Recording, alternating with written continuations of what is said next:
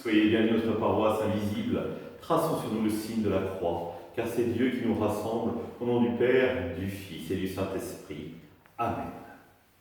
Prions pour nos frères et sœurs malades.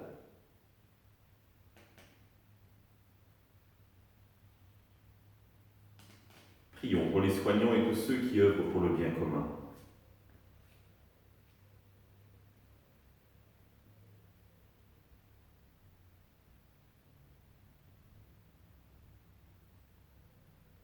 Prions pour tous ceux qui souffrent de la solitude, qui sont dans l'angoisse, que l'Esprit Saint vienne les visiter.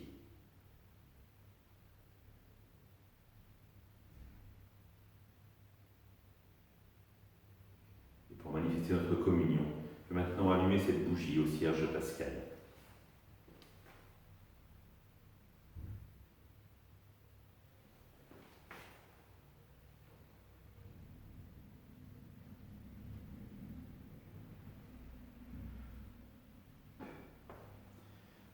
Dans l'évangile de Matthieu, de Jean.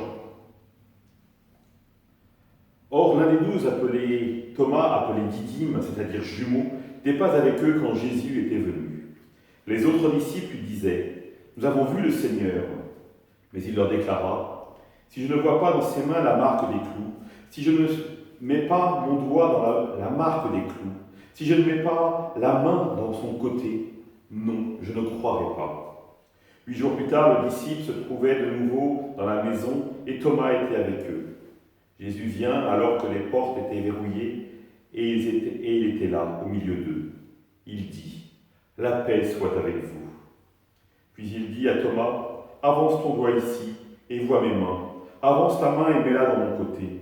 Cesse d'être incrédule, sois croyant. » Alors Thomas lui dit « Mon Seigneur et mon Dieu. » Jésus lui dit « Parce que tu m'as vu, tu crois. Heureux ceux qui croient sans avoir vu. » Acclamons la parole de Dieu. Louange à toi, Seigneur Jésus.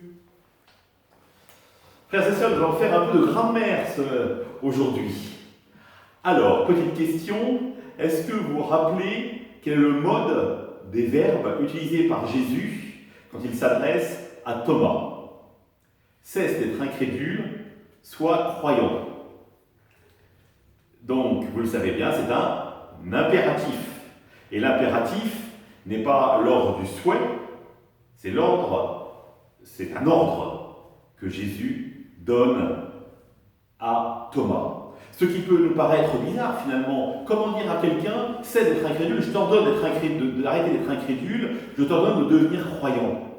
Après tout, la foi n'est pas une décision personnelle, une expérience que nous vivons, un don de Dieu. Certes, la foi est un don de Dieu, mais c'est à nous d'ouvrir notre cœur pour l'accueillir et pour décider un jour de dire « je crois ». Je croise trop de personnes finalement qui refusent de conclure et de dire « oh ben je ne sais pas ».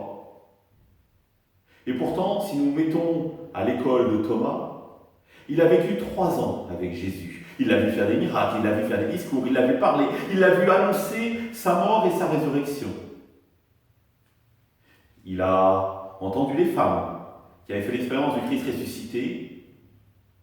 Il a entendu ses amis, la semaine d'avant, qui lui avaient dit « Nous avons rencontré le Christ ressuscité ». Et il n'aura pas fait confiance. Il n'a pas fait confiance au rabbi qu'il a suivi. Il n'a pas fait confiance aux Écritures qu'il avait scrutées. Il n'a pas fait confiance à ses amis.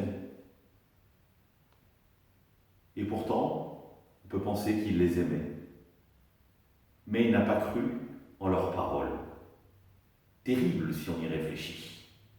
À trop vouloir mettre de rationalité, Thomas a oublié l'amour, la confiance. Confiance, vous le savez, étymologiquement, c'est cum fides, avoir foi ensemble. Et il n'a pas eu confiance dans la foi des autres. Et donc, il n'a pas été capable de croire. C'est peut-être ce qui nous arrive à nous aussi, frères et sœurs. Nous avons pourtant eu certainement beaucoup d'indices dans notre vie. Peut-être nos parents qui nous ont mis sur le chemin. peut-être des amis, des prêtres, des religieux, des religieuses, peut-être la méditation de la parole de Dieu, l'expérience dans les sacrements, et puis progressivement nous sommes éloignés. Nous avions pourtant tant d'indices qui nous allaient dire « oui, je crois ».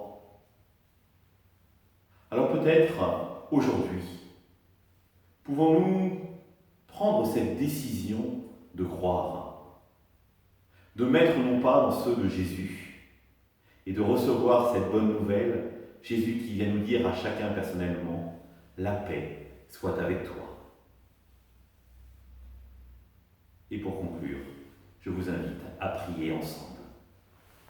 Notre Père, qui es aux cieux, que ton nom soit sanctifié, que ton règne vienne, que ta volonté soit faite sur la terre comme au ciel.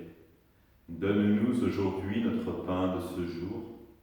Pardonne-nous nos offenses, comme nous pardonnons aussi à ceux qui nous ont offensés.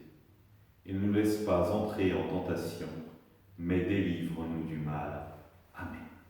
Et que le Seigneur nous bénisse, qu'il nous accompagne notre journée, nous garde dans la paix, au nom du Père, du Fils et du Saint-Esprit. Amen. Je vous permets de vous rappeler les horaires des messes de ce week-end.